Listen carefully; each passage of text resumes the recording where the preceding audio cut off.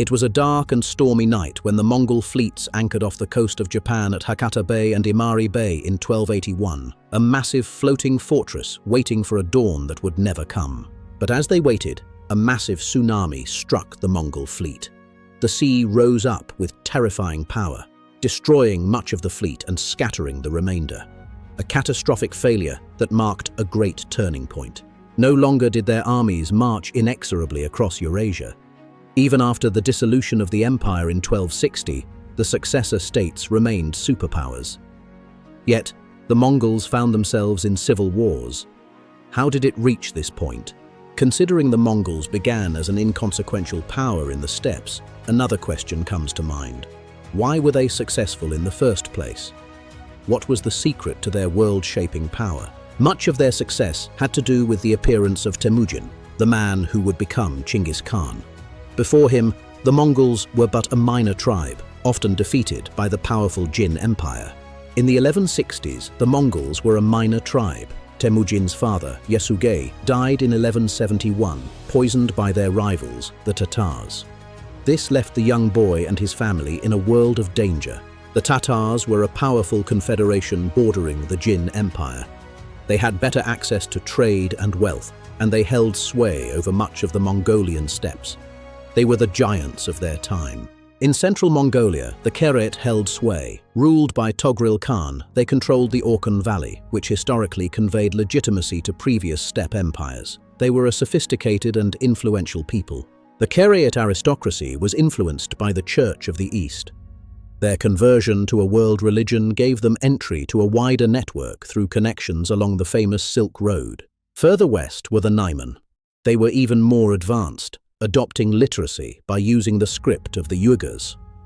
With contacts to other civilizations and trade routes, they were positioned to rise in importance. The Uyghurs, mostly Buddhists, lived in the oasis towns of modern Xinjiang. They were a people of trade and literacy, serving as a cultural bridge across the heart of Central Asia. Kara Khitai was a steppe empire that ruled a population of pagans, Buddhists, Christians, and Muslims. Its borders once reached the Amu Darya River, standing as a testament to the diversity of the region. By the 13th century, the Khwarezmian dynasty began to assert its own prowess. Using Kara Khitai to secure its borders, it expanded deep into Iran, absorbing Seljuk principalities and challenging the caliphate. East of Kara Khitai sat the Buddhist kingdom of Xixia. Ruled by the Tangut people, they dominated the Gansu corridor, a key artery of the Silk Road, and forged strong relations with the Keret. The Jin Empire was the most powerful entity in East Asia.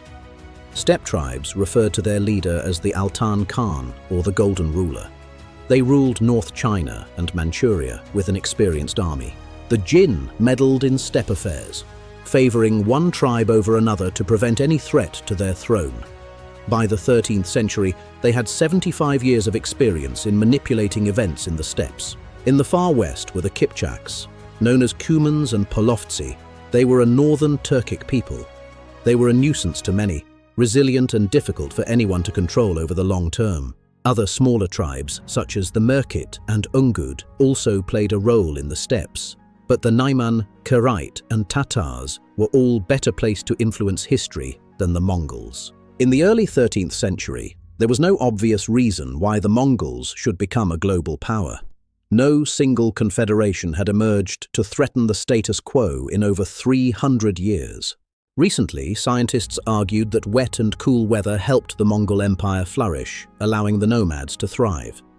But lush pastures alone do not explain their initial dominance over others. One theory is the Great Man theory. It took a remarkable individual with charisma and ability to propel the Mongols to the forefront. Genghis Khan emerged to be remembered as the greatest conqueror in history. His generals and advisors were attracted by his personal charisma and his seemingly divine favor. There were many on the steppe with opportunities, but only he emerged as the father of Mongolia. The military machine he created was essential. While popularly conceived as a mob of horse archers, the Mongol military was a complex, evolving machine that continued to improve even after his death. Numerous steppe empires existed prior, but none enjoyed the extent of conquests and the successes that the Mongol military did. They were more than just warriors. They were a global force. To rule is harder than to conquer. The empire was not just a state, but also a family business of the Golden Kin. The Mongols took a great interest in administration and stable rule. They created a dual system of military and civil administration, staffed through meritocracy. This provided the flexibility required to run a transcontinental empire with personnel from across the world. One secret to their success was religious tolerance. In an era where religious warfare was common, the Mongols' approach was startling. They remained neutral, favoring no one religion over another. The Mongols allowed every faith to follow its own path. This neutrality was a powerful tool for order, as most faiths tried to sway the Mongols to their own particular belief system. It was a strategy for peace. The second policy was the promotion of commerce. While the economy does not drive all aspects of a state, the Mongols knew it played an essential role. Their embracing of trade helped fund the entire empire. Due to their policies, some credit the Mongols for the first appearance of globalism. It triggered changes that would last for centuries, long after the empire itself had faded into history. We must begin with the rise of Genghis Khan and the early trials that shaped him. A boy born into a world of conflict who would face loss and hardship on the cold Mongolian steppes. After his father was lost, his mother Holun became his anchor. She taught him how to be resilient and how to stay united as a family in a world that wanted to tear them apart. She was his first teacher. She taught him the lesson of the arrows. One arrow is easily broken, but a bundle tied together is unbreakable. This lesson of unity became the foundation of his dream for all the Mongolian people. He also found a blood brother in Jamukha. Together they dreamed of a day when the tribes would no longer fight, but would stand together as one powerful and united nation. A dream of a new world, but the path to unity was full of tests. Every hardship, every narrow escape, only made Temujin wiser and more determined to lead his people toward a greater and more stable future. Every trial was a lesson. The time was coming for a new leader to be chosen. The white banner of the Nine Tails was ready to fly over a united and hopeful land. A moment of destiny for a people waiting for a change. And so, Temujin was chosen. He was no longer just a boy from the steppes. He was Genghis Khan, the leader who would bridge the world and leave a mark on history that would never fade. The name Temujin was now a legend, and the title Genghis Khan, the universal ruler, would ring through the ages as the architect of a new and globalized world. The journey had truly begun. He taught his people that to achieve great things, you must stay focused and never forget your purpose. This was the wise and enduring lesson of the steppes, a lesson for all of us today. A small tribe has become a great nation, and the world is about to change in profound and lasting ways. The era of the world conquerors has arrived. With the tribes unified under the white banner, Genghis Khan turned his gaze outward. He was no longer just a leader of a tribe. He was the universal ruler of a nation born for conquest. The military machine Genghis Khan created was unlike anything the world had seen. It was complex, disciplined, and constantly evolving, far surpassing the traditional nomad mobs of the past. They mastered the art of horse archery and used sophisticated tactics, including the famous feigned retreat, to lure powerful enemies into deadly traps. Accuracy and speed were their truest weapons. Their first major challenge was the wealthy Buddhist kingdom of Xixia. Dominating the Silk Road, Xixia was a strategic prize that would test the Mongols' ability to conduct siege warfare. The Tangut people were resilient, but the Mongols adapted quickly, incorporating experts and technologies from across their growing domain to topple the great fortresses of the Gansu corridor. Next lay the Jin Empire, the most powerful entity in East Asia. The Golden Ruler had meddled in steppe affairs for decades, and now the Mongols were ready to settle the debt. It was a war of endurance. The Jin had a large, experienced army, but they could not match the mobility and strategic flexibility of the Mongol commanders. North China began to fall. As they conquered, the Mongols did not just destroy, they recruited. They brought in Uyghurs, Khitans, and Chinese personnel, creating a dual system of military and civil administration. The fact that the Mongols provided stable rule over most of their territories indicates that their governmental style, a family business of the Golden Kin, was a key factor in their success. The expansion continued west. Kara Kitai, the diverse steppe empire of Central Asia, was the next to submit, bringing the Mongol borders to the edge of the Islamic world. But conflict was brewing with the Khwarezmian dynasty. Sultan Muhammad II, seeking to secure his own borders, made a fatal mistake. He challenged the Mongols, sparking a war that would change the face of Iran. The Mongol response was swift and devastating. They used the vast desert as a weapon, appearing where they were least expected and shattering the Khwarezmian defenses. One by one, the great cities of the Silk Road, Bukhara, Samarkand, and Urgench, fell. The Khwarezmian Empire was absorbed, and its wealth flowed back to the steppes. This apparatus, staffed through a system of meritocracy, provided them with the flexibility required to run a transcontinental empire. Talent was valued above all else. By 1220, the Mongols were no longer a steppe secret. They had become a global superpower, hemming in the remaining empires and controlling the heart of the world's trade. With conquest came the implementation of policies designed to create stability. Religious tolerance and the promotion of commerce were the pillars of the new Mongol order. They made the roads safe for everyone. It was said that a traveler could carry a gold nugget from one end of the empire to the other without fear of harm. The economy flourished. Their embraces of commerce helped fund their empire and triggered the first appearance of globalism, connecting the cultures of the East and West like never before. As Genghis Khan's life drew to a close, he had accomplished the impossible. He had turned a small, divided tribe into the rulers of the known world. But his legacy was just beginning. The empire was now a family business, passed to the golden kin. Each successor state would become a superpower in its own right, facing the challenge of ruling what they had conquered.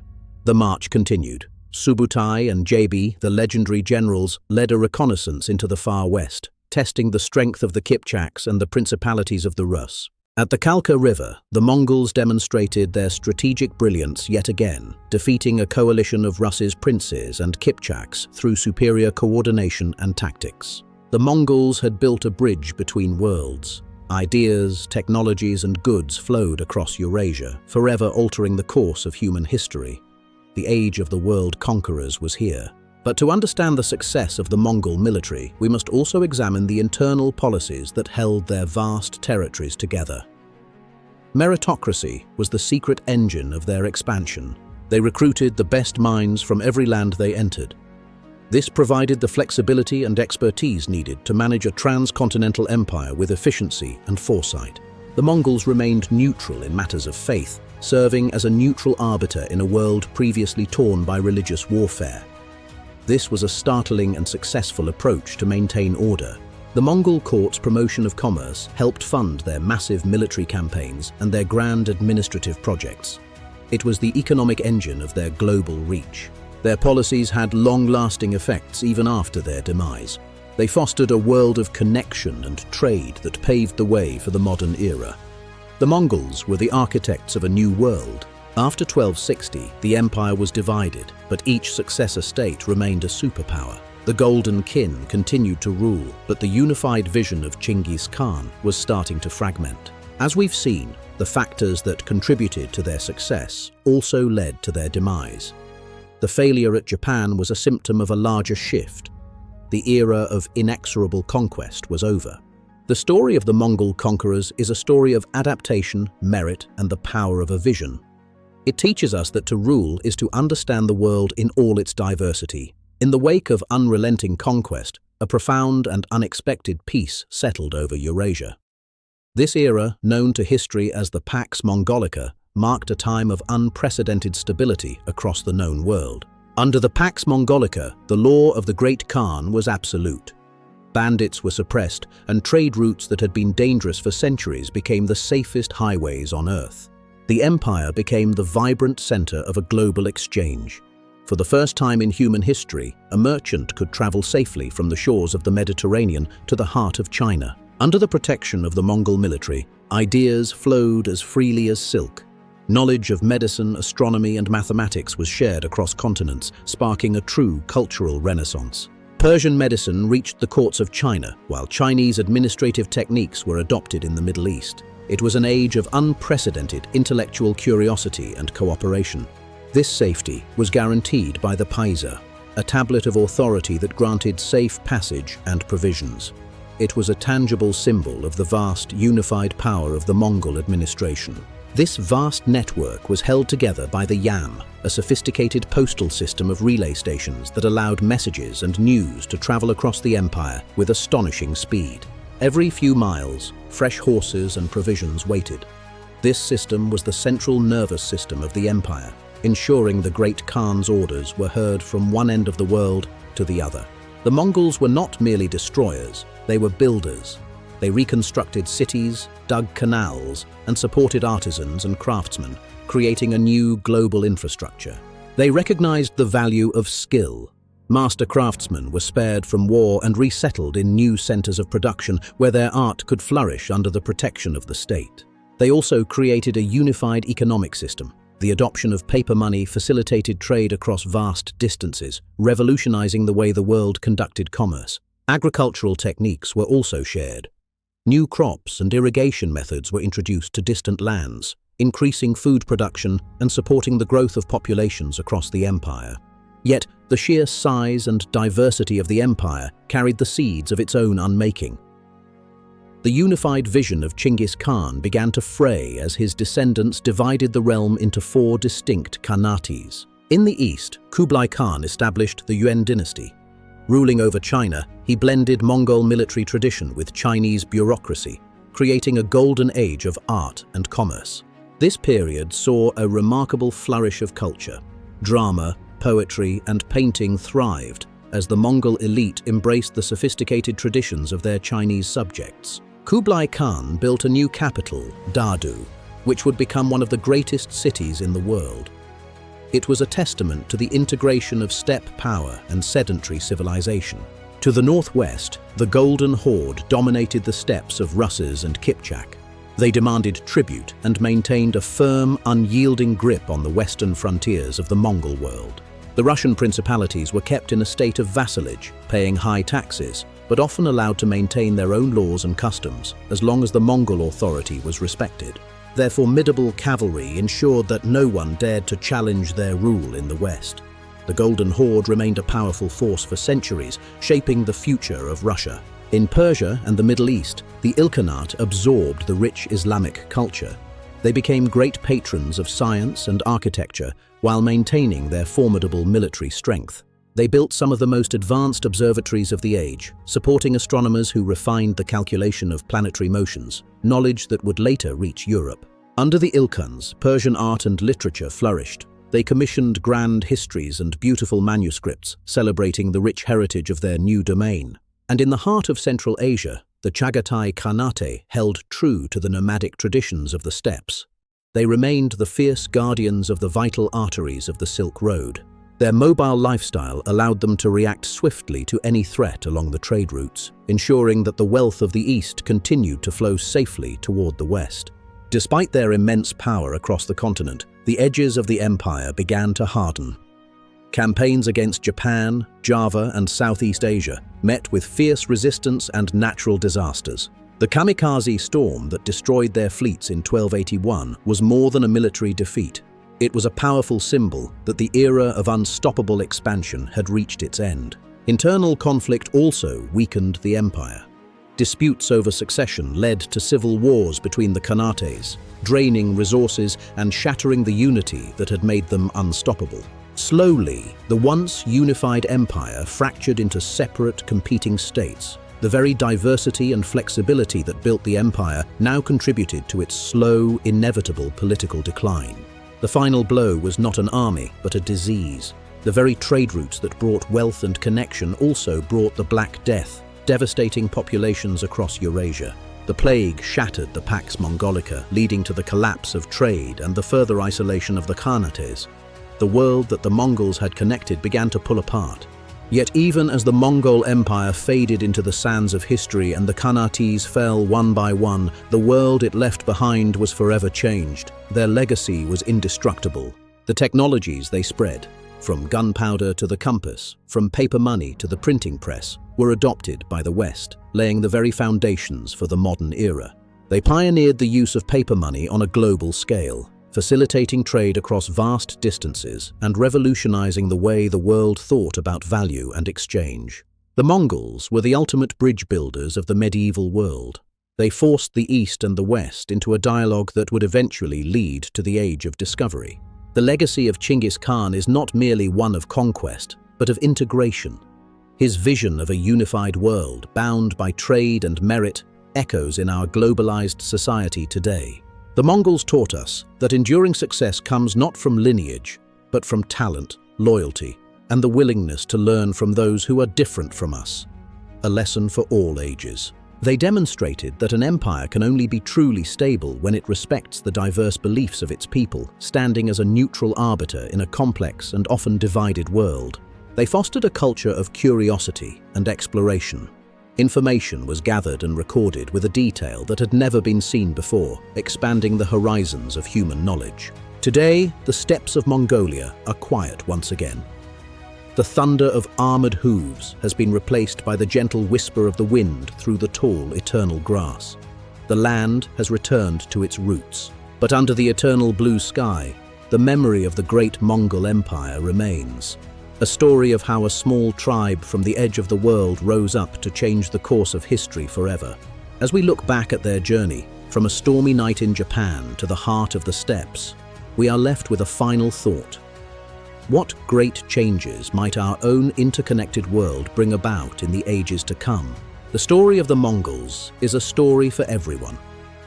It is a testament to the power of unity, the value of merit, and the enduring strength of the human spirit when it reaches across borders. This concludes our epic series on the Mongol Empire, a tale of incredible triumph, devastating tragedy, and the enduring power of human connection across the vastness of the earth. Thank you for joining us on this journey through history. The story of the past is the key to understanding our future.